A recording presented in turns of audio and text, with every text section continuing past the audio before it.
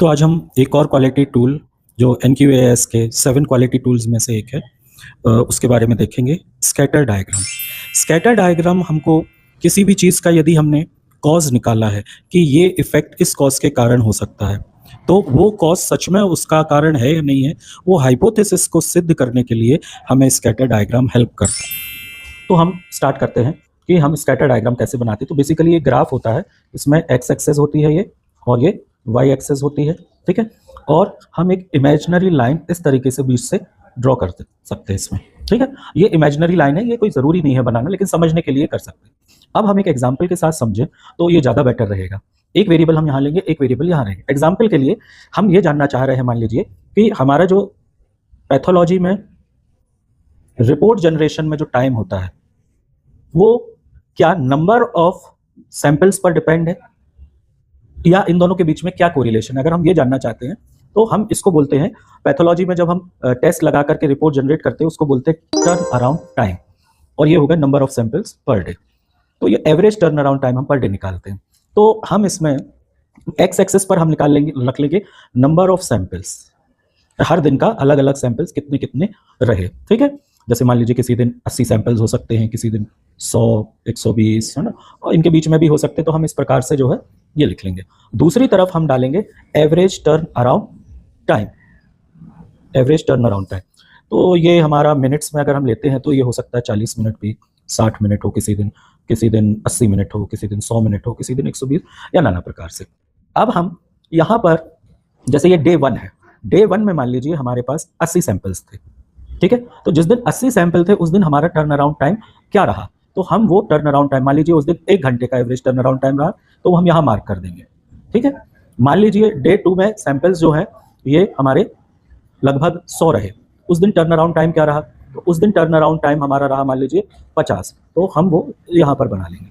तो इस प्रकार से हम हर दिन का एक एक निकालेंगे। तो अगर ये सारे पॉइंट्स इस इमेजिनरी लाइन के आसपास आ रहे हैं, यानी एक थिन क्लस्टर में आ रहे हैं, जो क्लस्टर जो है इस छोटी सी जगह पर ही सिमटा हुआ है, तो हम इसको बोलेंगे कि यहाँ पर स्ट्रॉन्ग कोरिलेशन है इसके बीच में बिटवीन द 2 वेरिएबल्स। अब यहाँ पर 2 वेरिएबल्स क्या है, एक तो एवरेज टर्न अराउंड टाइम और दूसरा नंबर ऑफ सैंपल। अगर ये मान लीजिए ये बहुत दूर दूर आ रहे थे, ये पॉइंट्स अगर कोई यहाँ आ रहा, कोई यहाँ, कोई यहाँ, कोई यहाँ, ऐसे डिस्पर्स्ड करके आ रहे हैं यदि हमारे ये पॉइंट्स, तो हम इसको बोलेंगे नो कोरिलेशन, कि आपस में इनका कोई कोरिलेशन नहीं है, कि हम कितने भी नंबर ऑफ सैंपल्स उस दिन हो, हमारा टर्न अराउंड टाइम का उससे कोई लेना देना नहीं है। तो इसको बोलते हैं नो कोरिलेशन। कई बार क्या होता है कि कोरिलेशन हो लेकिन कुछ पॉइंट्स थोड़े दूर आ जाते हैं, उनको हम बोलते हैं आउटलायर्स। आउटलायर्स का मतलब ये होता है कि नॉर्मली तो ये इस क्लस्टर में चल रहे हैं, यानी कि कोरिलेशन में चल रहे हैं, लेकिन ये ऑड मैन आउट टाइप अलग है।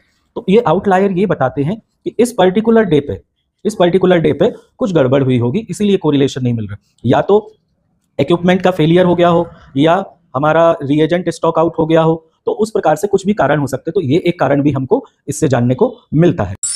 तो हमने देखा जब हमारा स्ट्रॉन्ग कोरिलेशन होता है तो ये स्ट्रॉन्ग पॉजिटिव कोरिलेशन होता है। तो ये इस प्रकार की हमारी जो क्लस्टर होता है ऐसे होता है। इसमें जो ये जो स्लोप लाइन होती है ये अपवर्ड स्लोपिंग बैंड होता है from the left bottom and going towards right upside.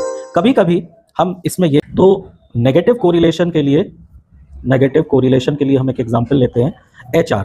मान लीजिए हमारे जो लैब टेक्नीशियन है वो किसी दिन कम रहते हैं, किसी दिन ज़्यादा रहते हैं, ठीक है। तो उस दिन टर्न अराउंड टाइम, यानी कि लैब की रिपोर्ट कितनी देर में जनरेट होती है, उस पर क्या फर्क पड़ता है। तो हम देखेंगे कि जिस दिन लैब टेक्नीशियन ज़्यादा होंगे उस दिन टर्न अराउंड टाइम कम होगा, क्योंकि वर्किंग एंड्स ज़्यादा हो जाएंगे। तो इसको बोलते हैं नेगेटिव कोरिलेशन, यानी कि जब एक्स एक्सेस में चीज़ बढ़ रही है और वाई एक्सेस में वेरिएबल उसके मैचिंग में घट रहा है, तो उसको नेगेटिव कोरिलेशन बोलते हैं। पॉजिटिव कोरिलेशन में क्या हो रहा था, एक्स एक्सेस में जो पॉइंट बढ़ रहा था वो वाई एक्सेस में भी बढ़ रहा था, यानी कि नंबर ऑफ सैंपल्स हमारे बढ़ रहे थे, तो हमारा टर्न अराउंड टाइम भी बढ़ रहा था। लेकिन जब हम नेगेटिव कोरिलेशन की बात करने के लिए एग्जांपल लिया तो हमने HR से लिया कि नंबर ऑफ लैब टेक्नीशियन बढ़ते हैं तो हमारा टर्न अराउंड टाइम घटता है। तो अब ये देखिए, कोरिलेशन के लिए ये जो इमेजिनरी लाइन है इसके आसपास ही हमारे ये पॉइंट्स क्लस्टर होने चाहिए, डिस्पर्स नहीं होने चाहिए। यदि डिस्पर्स है तो नो कोरिलेशन, लेकिन ये कोरिलेशन चाहे पॉजिटिव हो या नेगेटिव हो, इस लाइन के आसपास ही उनको होना चाहिए। और अंतर केवल ये है कि पॉजिटिव कोरिलेशन में हमने जो इमेजिनरी स्लोप लाइन देखी थी वो इस तरह से देखी थी, और नेगेटिव में इस तरह से होती है, यानी कि लेफ्ट अपर से वो डाउनवर्ड की तरफ जाती है राइट में, ठीक है, और इसके आसपास हो। तो ये नेगेटिव कोरिलेशन। तो स्कैटर डायग्राम से हमें 3 चीजें पता चलती हैं कि कोरिलेशन है या नहीं है, सबसे पहली बात। और अगर कोरिलेशन है तो वो पॉजिटिव कोरिलेशन है या नेगेटिव कोरिलेशन। पॉजिटिव कोरिलेशन का मतलब होता है एक वेरिएबल बढ़ रहा है तो दूसरा वेरिएबल भी उसके साथ बढ़ेगा, और नेगेटिव कोरिलेशन का मतलब होता है एक वेरिएबल बढ़ रहा है तो दूसरा उसके सापेक्ष में घटेगा। और अगर इन दोनों का आपस में कोई रिलेशन नहीं है तो उसको बोलते हैं नो कोरिलेशन। और उसका जो मैप होता है, ग्राफ होता है, वो इस प्रकार से होता है कि बड़े ही डिस्पर्स्ड टाइप के हमें ये पॉइंट्स मिलते हैं, यानी कि इनका आपस में कोई रिलेशन नहीं। तो अब हम आ जाते हैं कि स्कैटर डायग्राम के यूजेस क्या है, उसके फायदे क्या है। तो सबसे पहले तो हम उससे किसी भी प्रॉब्लम की रूट कॉज निकाल सकते हैं। रूट कॉज का क्या मतलब, एक एग्जांपल देखिए कि जैसे जैसे हमारा जो स्टोर का रूम टेम्परेचर बढ़ता है और हमारी जो मेडिसिन की खराब होने की जो गति है, रेट है, वो भी बढ़ रहा है, तो ये एक स्ट्रॉन्ग कोरिलेशन हमने इन दोनों के बीच में यदि पाया तो हमको एक कॉज भी मिल गया, रूट कॉज, कि अगर स्टोर रूम का टेम्परेचर बढ़ता है तो मेडिसिन जल्दी स्पॉइल होती है, तो हमको मेडिसिन स्पॉइल होने का रूट कॉज मिल गया टेम्परेचर इंक्रीज। दूसरी बात होती है कि वी कैन टेस्टिफाई और वैलिडेट द हाइपोथेसिस। जो हमें कॉज एंड इफेक्ट, जो हम फिश बोन डायग्राम बनाते हैं ना, फिश बोन डायग्राम में यहां पर होता है इफेक्ट और ये सारे होते हैं कॉजेस। तो अगर हमने कोई कॉजेस हाइपोथेसाइज किया है, यदि हमने मान लीजिए ये कॉज हाइपोथेसाइज किया है कि अगर रूम टेम्परेचर बढ़ता है तो मेडिसिन स्पॉइल होती है, इंक्रीज मेडिसिन स्पॉइल।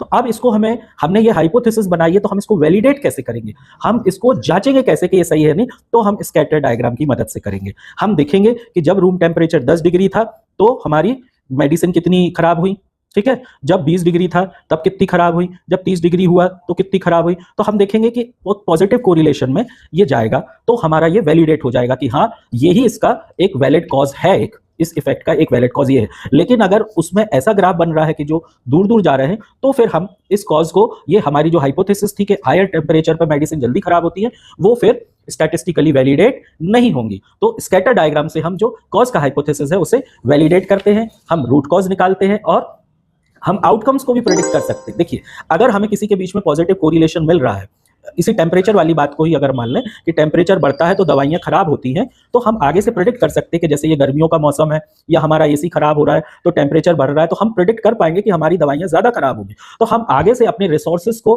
प्लान कर सकते हैं इन ट्रेंड्स के माध्यम से। तो हमको 3 चीजों का फायदा होता है स्कैटर डायग्राम से। एक तो हमें रूट कॉज पता कर सकते हैं हम किसी के लिए, और जो रूट कॉज निकलता है उसको हम वैलिडेट कर सकते हैं कि सच में वो उसका कॉज है या नहीं है। और तीसरा, हम आउटकम प्रेडिक्ट करके, ट्रेंड्स को प्रेडिक्ट करके आगे की अपनी मैनेजमेंट को डिसाइड कर सकते हैं कि कैसे करते हैं। तो आज हमने क्वालिटी टूल स्कैटर डायग्राम के बारे में समझा। हम स्कैटर डायग्राम से ये समझते हैं कि हम 2 वेरिएबल्स के बीच में कोरिलेशन कैसे निकाल सकते हैं। अगले एपिसोड में हम NQAS के 7 क्वालिटी टूल्स में से किसी और क्वालिटी टूल के बारे में जानेंगे। तो आप हमारे चैनल के साथ बने रहें।